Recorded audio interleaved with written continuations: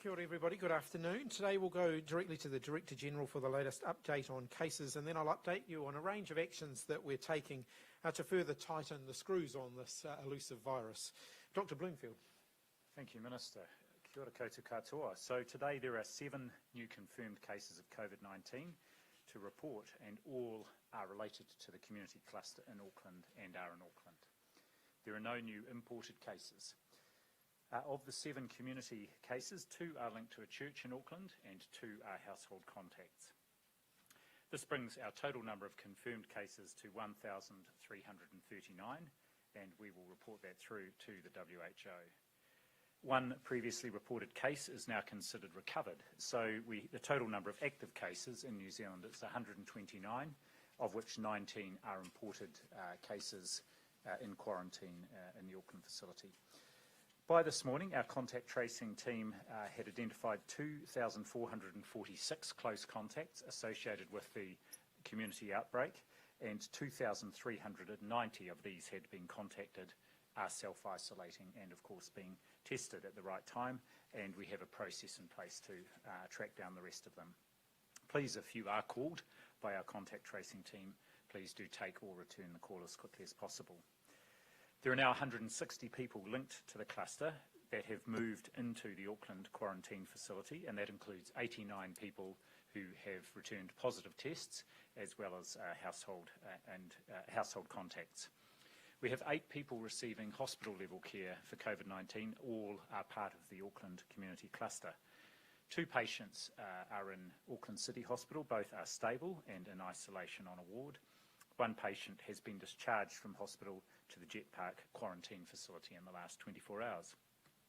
There are 2 people in North Shore Hospital.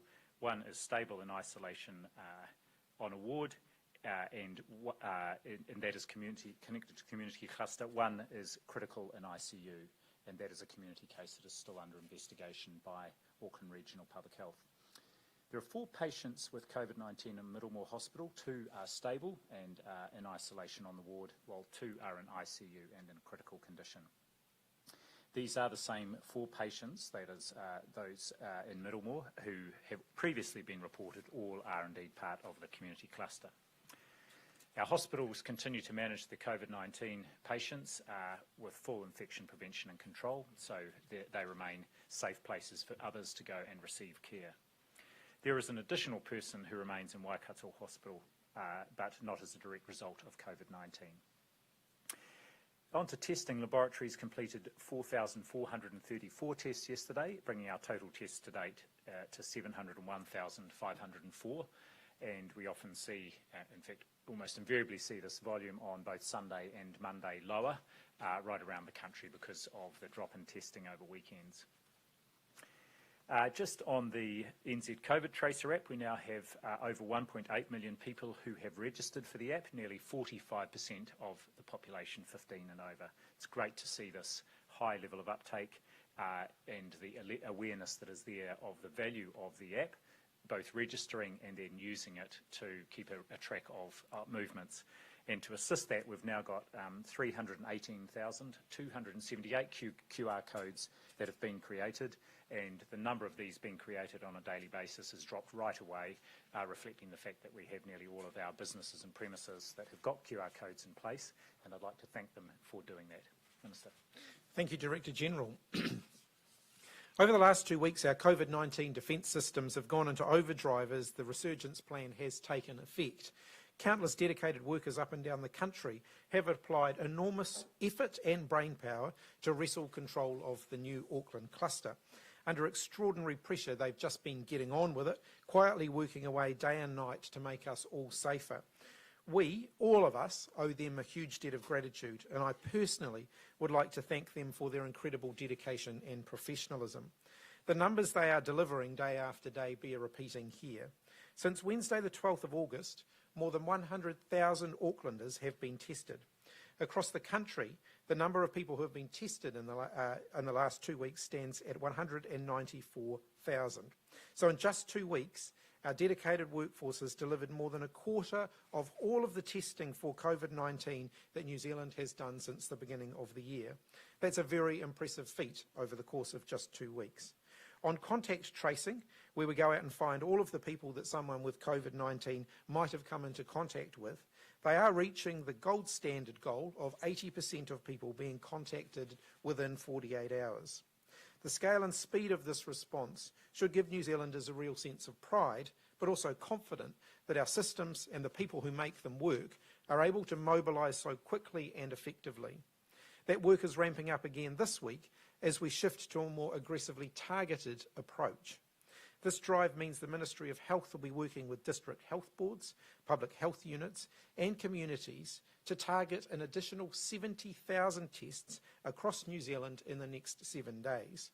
This target would mean around 70% of the tests being carried out will be in Auckland, around 7,000 tests a day, with an additional 3,000 tests a day across the rest of the country. The 70,000 test target will include the routine tests completed on guests in managed isolation facilities, testing of all managed isolation facility workers and high-risk border workers and those at the ports and at the airports, the usual testing of symptomatic people in the community, and targeted testing of asymptomatic people in some targeted communities.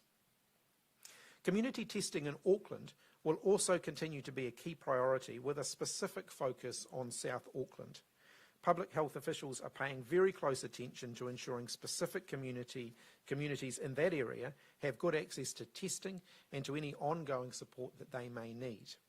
Work is underway to scope out increased use of mobile testing units being deployed to strategic locations, including identified schools and churches to target key populations. This will see regional DHBs deploying at least 6 additional mobile testing units and pop-ups to further improve community coverage. They're actively working with Māori and Pacific health providers and with churches and other community organisations to identify testing sites that help to increase the public's access. These new testing sites are complementary and additional to those community testing centres that are already in operation. They'll be active for 2 or 3 days at a time, and then they'll move on to ensure that we're getting good coverage of all of the relevant priority areas in the city. Sites are being finalised, but they will include sites prioritised to increase access to testing for Pacific and Māori communities in particular. The current plan includes sites in Ranui, Glen Innes and Manurewa, which are being set up tomorrow afternoon. Overall, there are now 20 community testing centres in metropolitan Auckland, 17 of which are pop-ups that have been established since the new outbreak was detected over the last couple of weeks. Free testing is also available at 19 urgent care clinics and 46 designated general practices where people can be tested without the need to enrol. And I want to reiterate here once again, there is no charge for being tested for COVID-19. I want to thank the tens of thousands of Aucklanders who have recently been tested and also the leaders in the community who are supporting the testing effort within their communities. It's challenging to keep up this pace, but it is doable. And the public also has a big role to play here.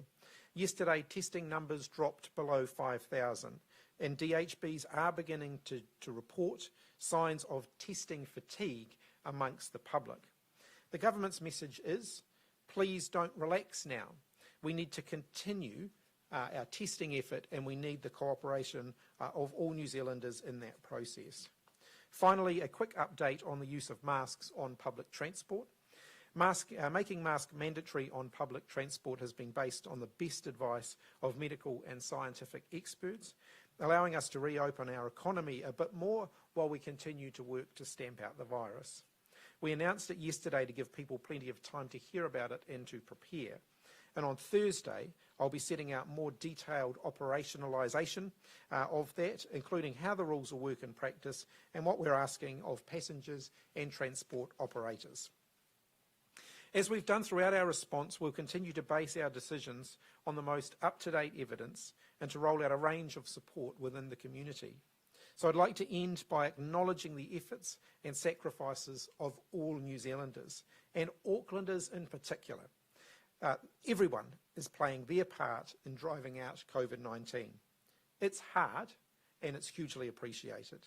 Please know that everything that we are all doing, and we're doing everything that we can, is focused on creating the certainty we need to get businesses operating, to save jobs, and to return life to greater normality as soon as it's possible to do so. Happy to take questions. Dr. Bloomfield, do you have any more information about the one patient outstanding still under investigation? Is there results back from the genome sequencing? Anything like that yet? Yes, there's this particular person who actually is in ICU at North Shore Hospital, and that's the community case that's still under investigation. We don't yet have any links epidemiologically, but the whole genome sequencing has confirmed that the case is linked to the community cluster, so that's helpful.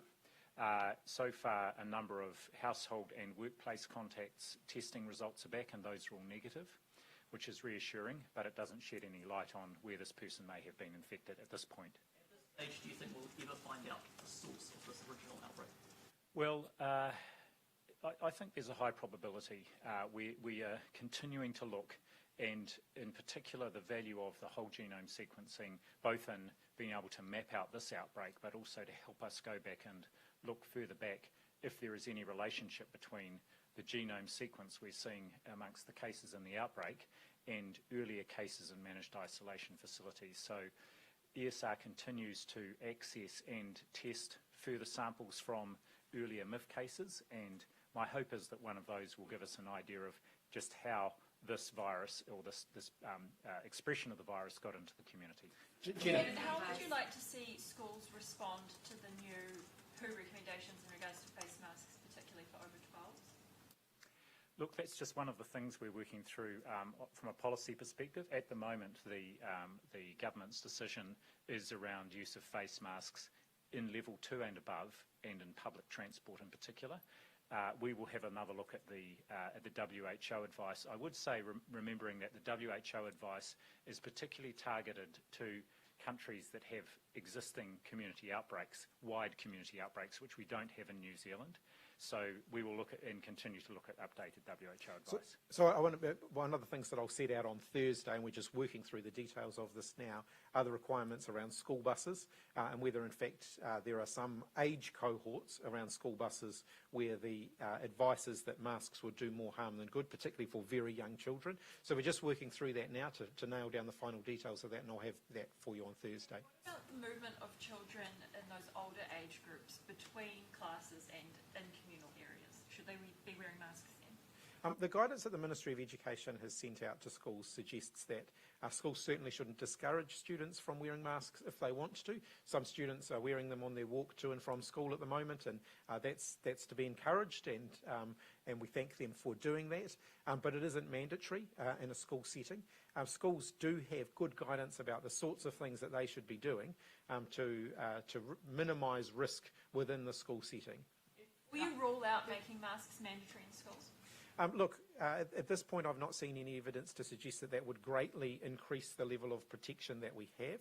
But as with everything, and you will have seen this over the last few months, everything's always being reviewed. If DHB is reporting testing fatigue, how can you be sure that this new testing blitz that you've outlined today will be effective? Look, we did see an extraordinary response from New Zealanders over the last 2 weeks and being tested.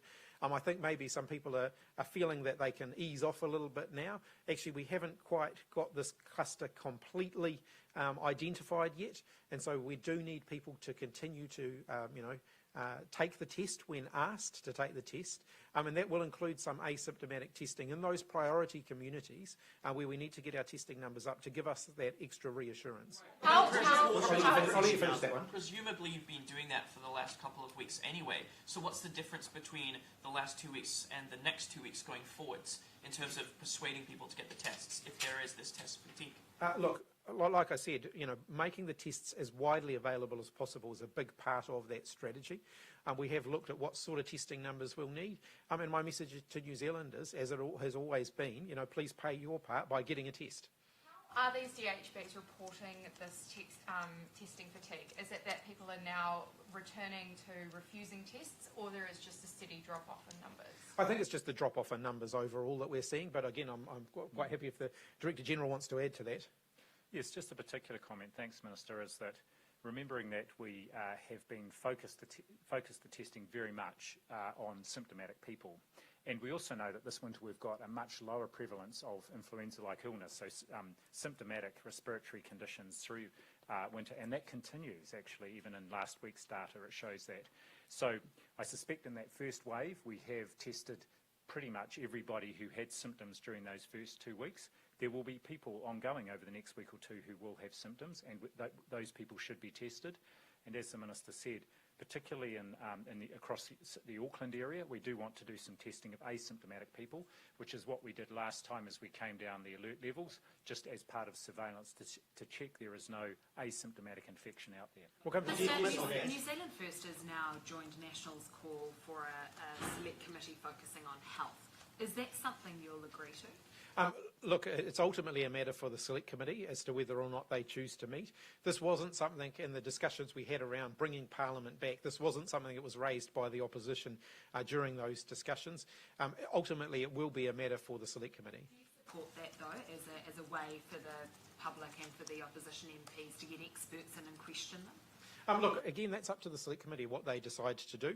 I don't think ministers should tell Select Committees what they do. It's something that I've tried to avoid doing in my time as a minister in a range of different portfolios. It is something for the Select Committee to decide.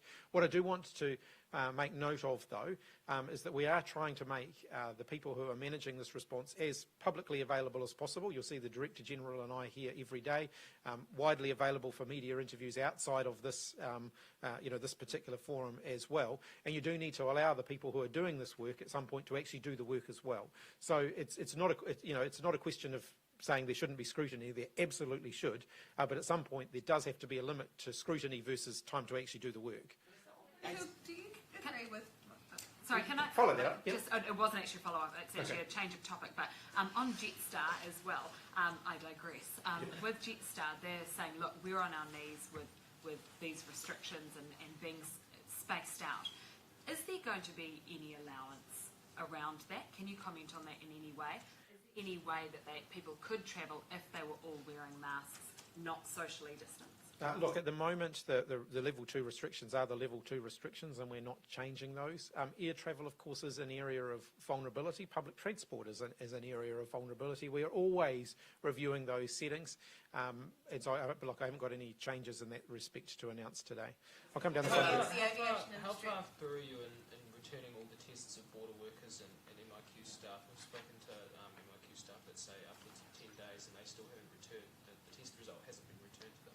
So the testing has been done. So around 13,000 people at the border or in MIQ, that's staff, have been tested over the last 2 weeks.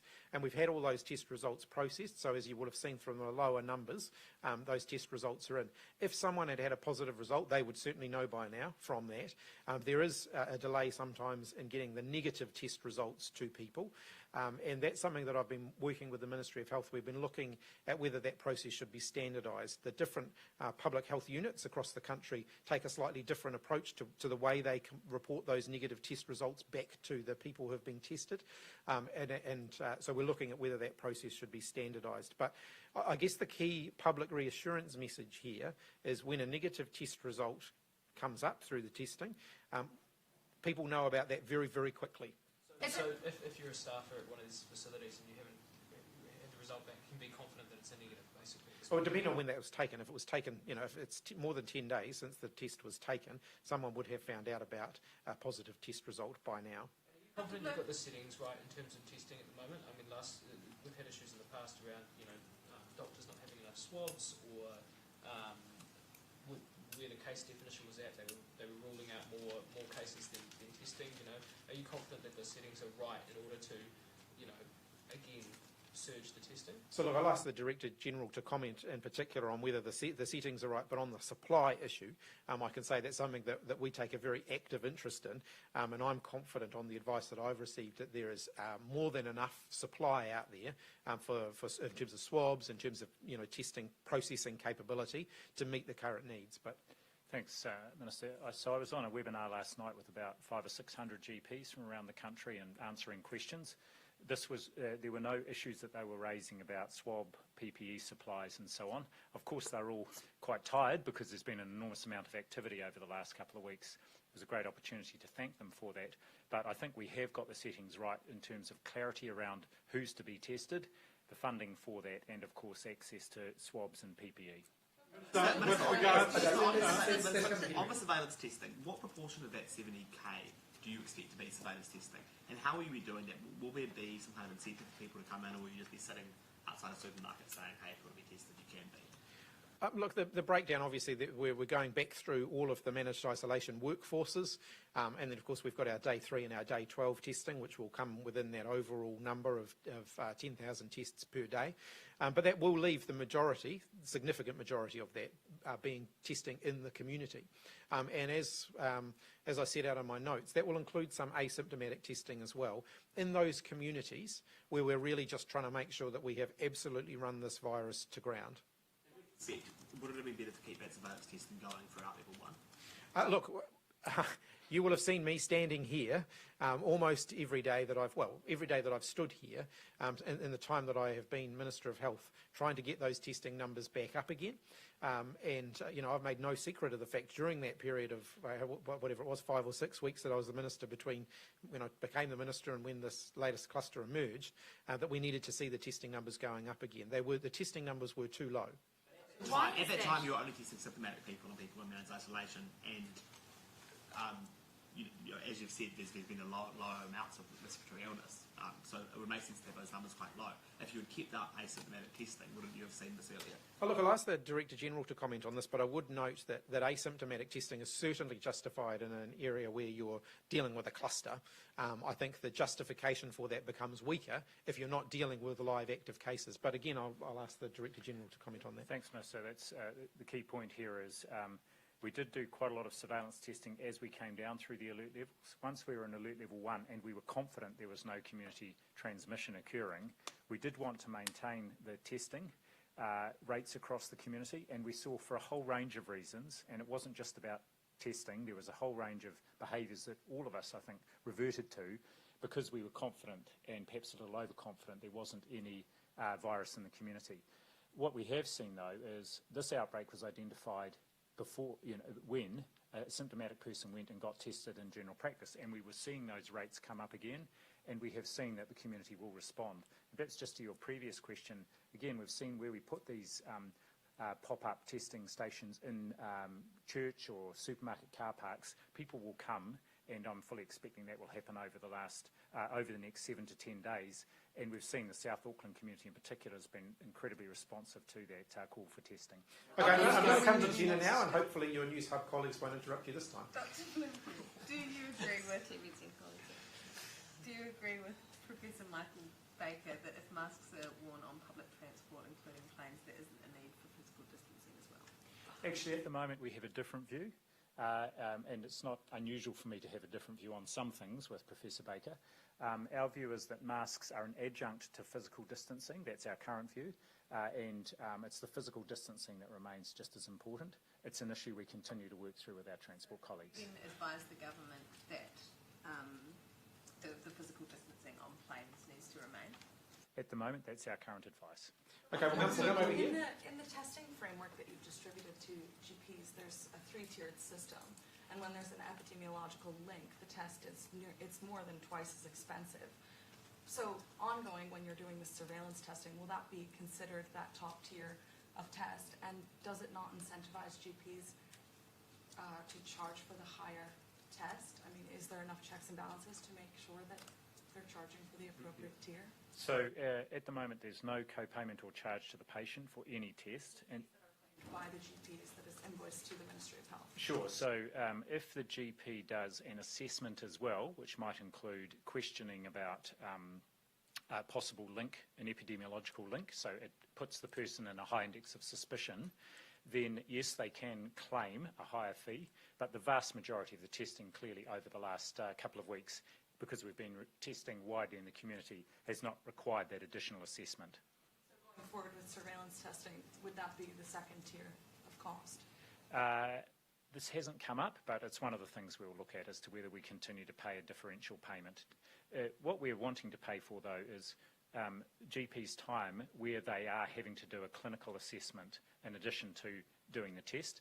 In most instances, it doesn't require a detailed clinical assessment, but we do want to be able to pay them the right amount of money if they do have to do that in addition. Okay, so over here and then I'll come back over there. When talking about targeting Māori and Pacifica communities, has there been consideration of putting Māori and Pacifica staff in those pop-up stations, and is there Māori and Pacifica specific messaging that will go with those targeted pop-up stations, or is it just a testing station in a community? We've been working very closely with Māori and Pacific health providers so that they're very extensively involved in this. There's been a lot of consultation with Māori and Pacific communities. Information is being made available in a variety of different languages, for example, including Pacific languages. So we are working very closely with those communities. But again, I'll ask the Director General if he wants to add to that. Just to reaffirm that, in many of these testing teams that are going out to establish the pop-up sites have explicitly got Māori and Pacifica staff so that they're able to speak the language of the people who might be coming in, the first language if necessary.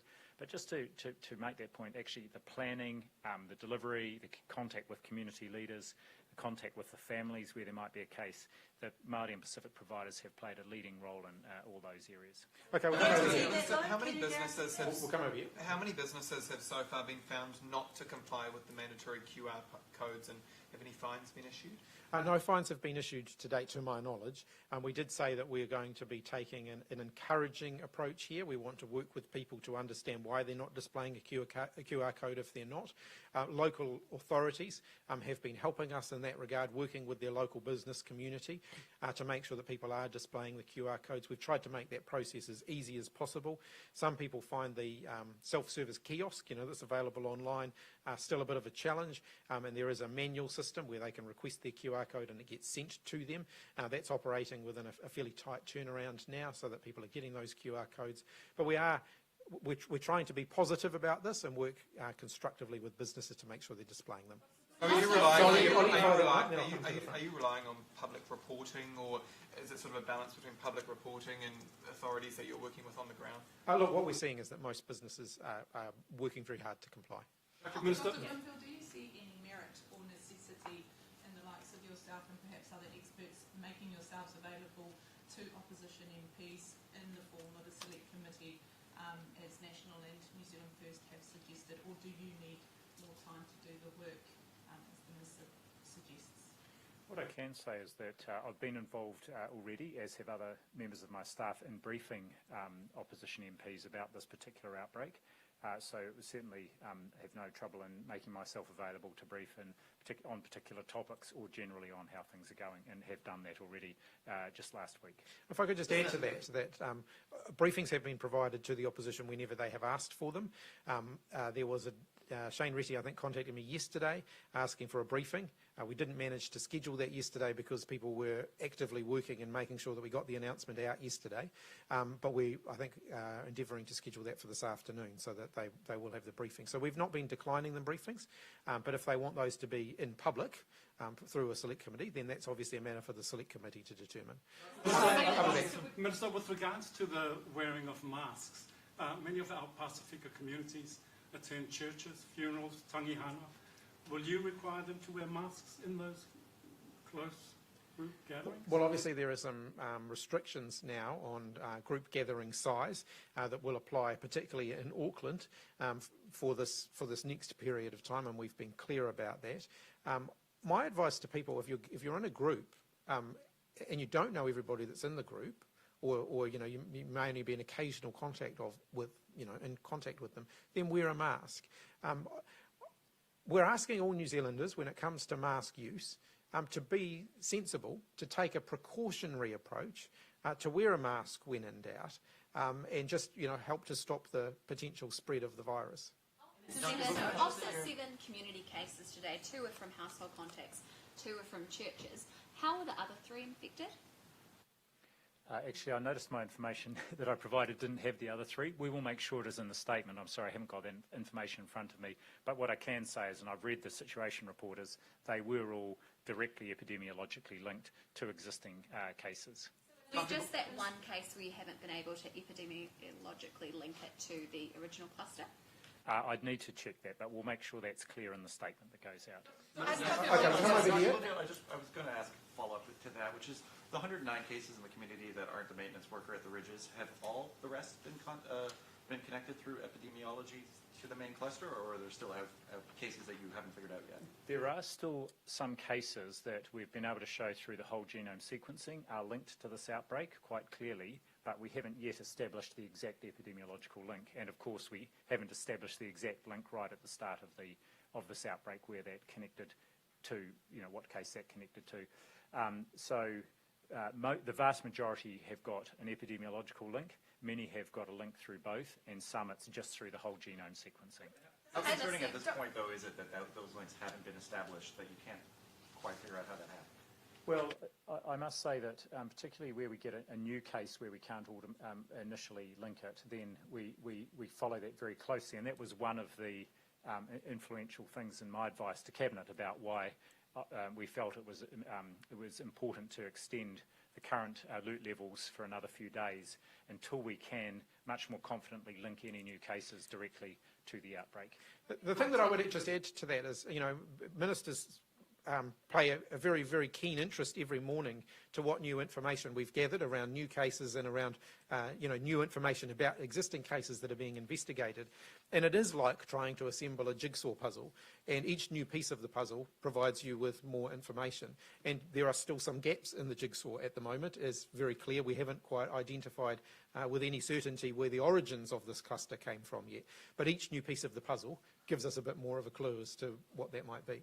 What are you going to be doing after these next couple of weeks to ensure, once the country moves back down to level 1, that those testing levels do remain at the 4,000 a day that you'd set previously, so we don't end up in the same situation again where you have an outbreak and you detect it 10 or 11 days after first symptom onset? Yeah, I think you're likely to see after this, whenever that may be, that there will continue to be a very active community presence around testing that won't just be reliant on GP practices and after-hours clinics. It will actually involve continuing use of pop-up testing sites.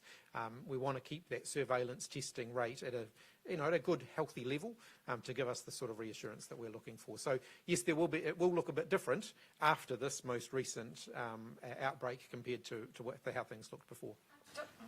Just wanted to check in what was happening with the case of the person whose brother went to Hobbiton and they'd previously had COVID when they were overseas. Do we know, have we linked that one yet? Not as yet.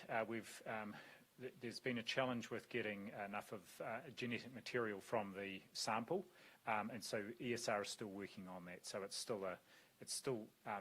believed to link to the current, it's possibly linked to the current outbreak, but it also may relate. If we look at some of the test results and the values of the early test result, it may just be an old infection that has now been picked up. So we're still just clarifying that one. Okay, in the front here. Would it be fair to say then there are 2 unlinked cases? Is that Well, it should be fair to say there are 3 because there is also the MIF worker which we've previously described. So yes, those are the 3. I guess the one we're concerned about is the one who's in hospital because it popped up unexpectedly with a hospital presentation.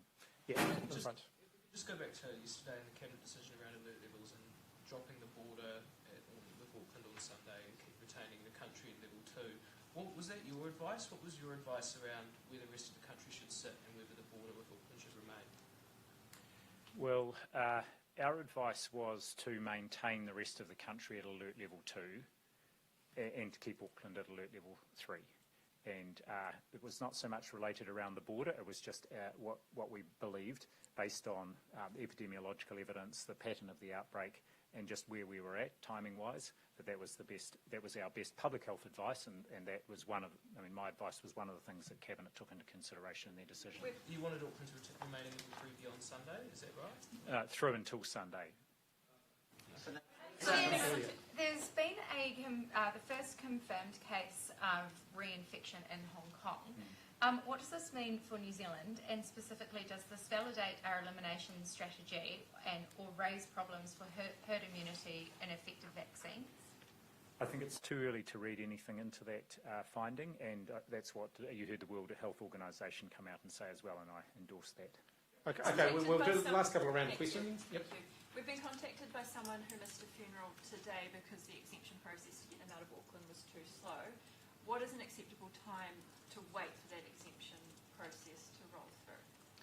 Well, I can say our exemption team is working as quickly as possible on them, and in fact we were reinforced yesterday with another, I think 20 people who came from other government agencies. We're absolutely prioritising those urgent requests that relate to visiting dying relatives or attending funerals or tangihanga. So in that case, I'm very sorry if we missed the deadline there. That might have been short, but I know the team is very focused on getting those, and I'm turning them around and signing them off regularly during the day. Okay, did you have another question? Yeah, I just want to go back to... Oh. Well, you can have one each. There you go. I just wanted to go back to the fees that GPs are charging for tests. I mean, typically a GP appointment costs between $50 to $75, and you've said that the fair price for a COVID test is $250 by that top tier price. I mean, is this an undercover subsidy for GPs who've had a hard time over lockdown? Well, I can say it's not, and the amount that is paid for doing a test or doing a full assessment in a test has been carefully negotiated and worked through by the Ministry, District Health Boards and Primary Care. So much more expensive than what a GP normally costs for a visit. Well, it takes into account the extra time it takes if someone is doing a swab. It requires the GP to put on PPE. There's also the materials involved, and as well as the clinical assessment. Okay, in front of you. Can you guarantee Māori and Pacifica communities that there will be Māori and Pacifica in those staffing, in those pop-up stations? Is that a guarantee you can give them? Well, I don't think I can guarantee that at every pop-up station there will be Māori and Pacifica staff. What I would say, and I just recalled after your last question, is that what we have seen is the Māori and Pacifica providers across Auckland making their staff available. I know, for example, the National Hauora Coalition has made a number of its staff available to assist with these testing teams, and so I think there's a very strong likelihood that if people from those communities are going to be tested, they will see Māori and Pacifica staff as part of the teams. Okay, last couple of questions. Minister, what did you make of Judith Collins describing you as essentially a part-time health minister this morning? I completely disagree with her. I can certainly tell you it doesn't feel particularly part-time at the moment.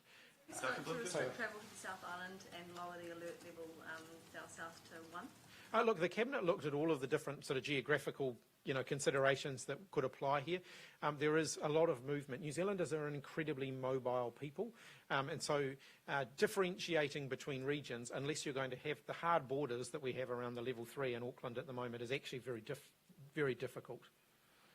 And last question. The case that showed up in hospital and has been linked back to the cluster, is part of the difficulty there that their medical condition precludes the kind of contact tracing and interviewing that would be necessary? That's not my understanding, certainly not from when they initially presented to hospital. I guess the concern there is if the first time you find out about a case is when someone presents to hospital, then that's a little yellow flag, and so that means the person has been infected for a little while, for a few days, and that's why we're particularly concerned about that case. But we've had no trouble identifying, or the public health units had no trouble identifying household and work contacts. They were all isolated, and then the question and tested, and the question then is how do we trace that case back to the actual wider outbreak epidemiologically? All right, we'll wrap that up there. Thanks, everybody. And now featuring Petal Search, your gateway to a million apps.